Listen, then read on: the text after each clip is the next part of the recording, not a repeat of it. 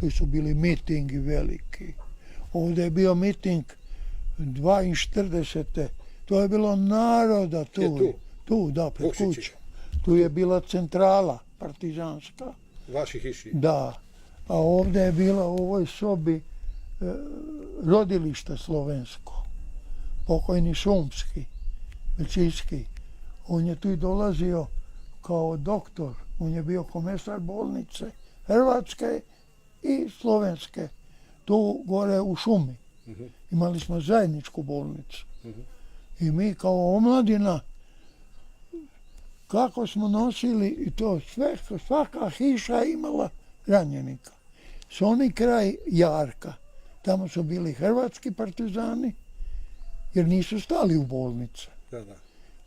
Karlovačka je bila dolje Veliko Liješće, brigada, u Malom Liješću nije bila bolnica u Oleši.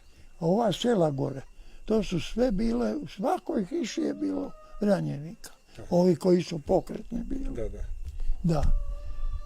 I Milčinski je tu i bio u kući i govor je držao gore kad se ova tvornica otvarala.